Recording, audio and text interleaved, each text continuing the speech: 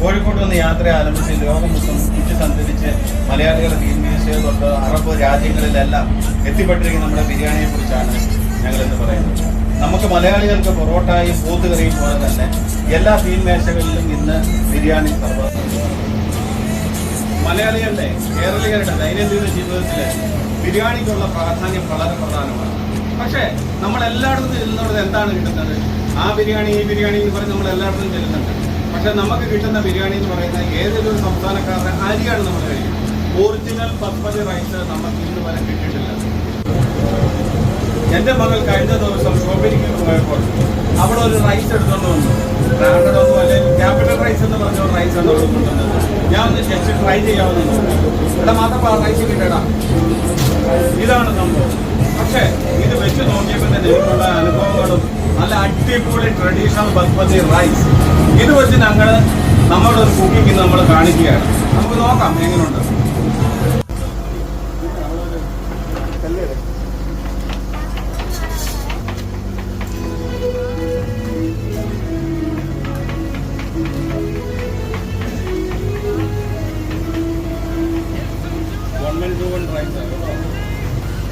ചെണ്ടു മല്ലികപ്പൂ കണ്ടാൽ ചന്തമില്ല കരളേ, ഉമ്മ വെച്ചുണർത്താൻ വെറുതെ മോഹമില്ല കരളേ.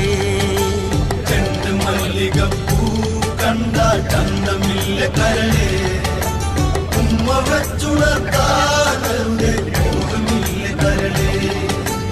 അനവധി വെൺകൊറ്റക്കുട ചൂടി ആകാശം പൂപ്പന്തൽ ചാർത്തി നീഹാരം മുത്തണിമണിയേകി സ്വർണ്ണക്കൊലുത്തിൻ ചരികമ്മ പാടി ചുവടുവച്ചു വന്നു മെല്ലെ കാതിലോതിടുന്നു. ചേല നീക്കി നീങ്ങും കാറ്റും ലജ്ജയോട് മൂളി. രണ്ട് മല്ലികപ്പൂ കണ്ടാൽ ചന്തമില്ല കരളേ, ഉമ്മ വെച്ചുണർത്താനരുടെ മോഹമില്ല കരളേ.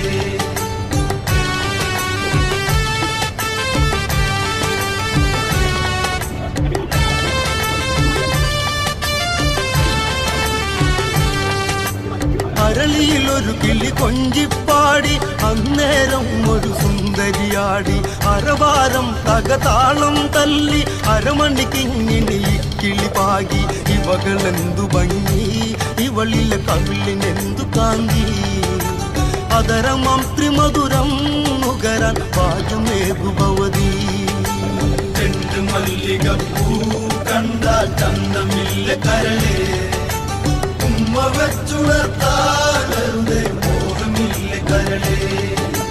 വിശ്രവസ്സു മാമുനി തന്നരികെ വിശ്വവിലാസിനി കഥനം തുടരെ. പുത്രാർത്ഥിനിയാം ഇവളിലെ ദുഃഖം തീർപ്പാൻ വഴിയില്ലേ മുനി സ്വൽപ്പം. ചെണ്ടു മല്ലികപ്പൂ കണ്ടാൽ ചന്തമില്ല കരളേ, ഉമ്മ വെച്ചുണർത്താൻ വെറുതെ മോഹമില്ല കരളേ. ചെണ്ടു മല്ലികപ്പൂ കണ്ടാൽ ചന്തമില്ല കരളേ, ഉമ്മ വെച്ചുണർത്താൻ. നമ്മുടെ ദമ്പ് ഇവിടെ റെഡി ആയിരിക്കുകയാണ്. നമ്മൾ സെർവ് ചെയ്യാൻ പോവുകയാണ്. ഓക്കെ, അപ്പം നമ്മുടെ ബോട്ടിലെ ഏതാണ്ട് സമയം കഴിഞ്ഞിരിക്കുകയാണ്. നമ്മുടെ ദമ്പ് ഇവിടെ റെഡിയായി. അടിപൊളി ഒരു ദം ബിരിയാണി നമ്മൾ ബീഫിൽ ചെയ്തിരിക്കുന്നതാണ്. അത് നമുക്ക് നോക്കാം. ഓക്കെ, ചിലവന്മാർ ഈ ബിരിയാണി എന്നും പറഞ്ഞ് ചിക്കൻ കറി ചോറിട്ട് കുഴച്ചാലും എനിക്കങ്ങ് ചൊറിഞ്ഞു വരും. അതെ അതെ അതെ.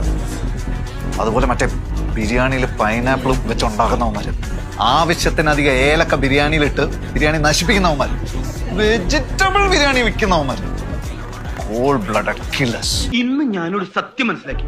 എന്ത്? ജീവിതത്തിൽ ഒരിക്കലും മറ്റക്കാത്തൊരു പരിപാടി. എന്ത് പരിപാടി? ഈ പരിപാടി ഊണൊഴിക്കല്. ഇപ്പൊ ഞാൻ എത്ര പേരുന്നില്ലേ, എനിക്കൊരു ബോറടി.